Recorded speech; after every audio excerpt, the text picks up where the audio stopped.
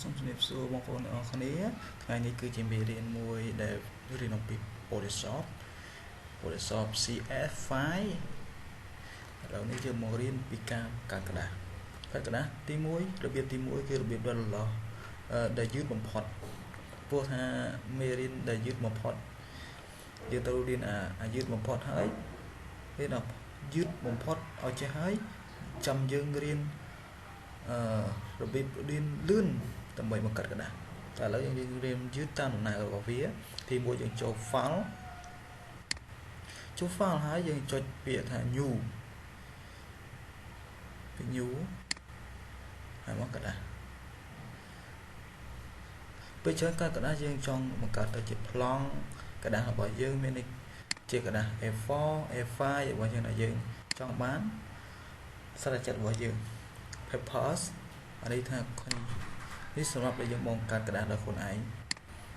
យើងបង្កើតក្តារដល់ខ្លួនឯងមកយើងដាក់បាន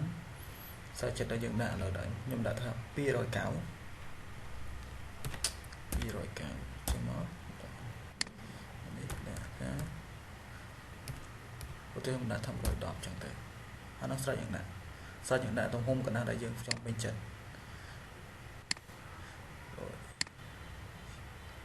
international នេះ international ពាក្យនេះ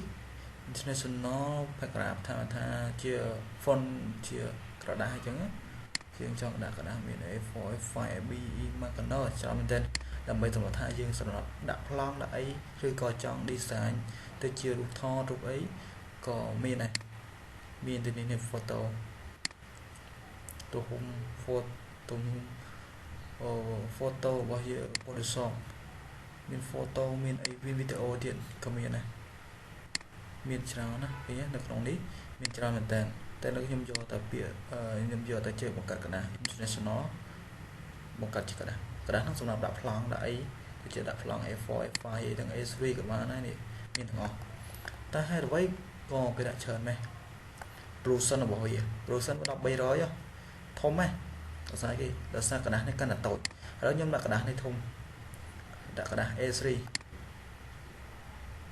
វានៅ300ដែរដោយសារគេពោលថាយើងដាក់វា300ដែរវាច្បាស់ខ្លាំងអញ្ចឹងម៉ាស៊ីនរបស់យើងនឹងទប់ទ្រាំបានទេវានឹងទប់ទ្រាំបានព្រោះ version នេះខ្លាំងមែនតើព្រោះថាក្តារកាន់តែធំយើងដាក់ version វាកាន់តែតូចបើក្តារនេះកាន់តែតូចយើងដាក់ version វាកាន់តែធំអញ្ចឹងបានឲ្យរូបអក្សរវាកាន់តែច្បាស់តែឥឡូវខ្ញុំដាក់300តាមគេដាក់300តាមគេហើយវាមានground មានអីកម្មវិធីច្រើនទេនេះតែខំយើងថាបង្កើតជាក្តារណាព្រោះថាក្តារនេះវាសំខាន់បំផុតអូខេនេះជាក្តារ A4 ខ្ញុំ A4 A3 របស់ខ្ញុំហើយខ្ញុំចង់បង្កើតវាទៀតធ្វើម៉េច Control N មក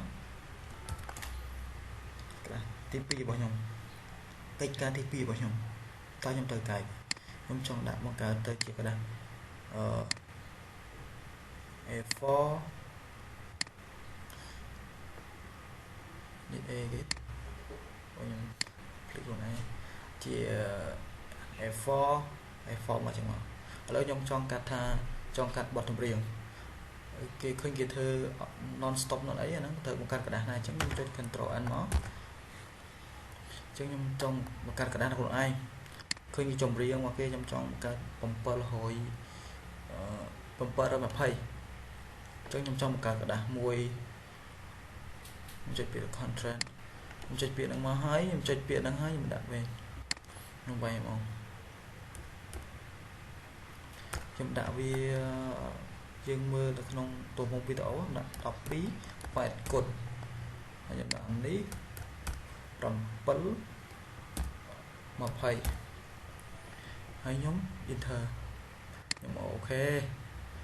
មកខ្ញុំជិះក្តារវាទំហំរបស់វាប៉ុណ្ណឹង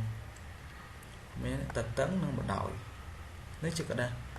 បទចម្រៀងគេ non stop ណាអីហ្នឹងគឺគេធ្វើអញ្ចឹងវាបង្កើតក្តាររបស់ខ្លួនឯងអានេះបង្កើតក្តារដែលមានស្រាប់អានេះបង្កើតក្តារដោយខ្លួនឯងតែយើងចង់បង្កើតជាក្តារដែលទំហំដែលយើងពេញចិត្តទោះយើង ប៉ុន្មានក៏បានដែរតែចិត្តបងប្អូនអស់នេះចង់បង្កើតទេឥឡូវអរគុណច្រើនដែលបានទស្សនាក្នុងការវីដេអូបង្កើតរៀនពី Photoshop CS file បង្កើតក្រដាសដោយខ្លួនឯងនិងបង្កើតក្រដាសសូមអរគុណ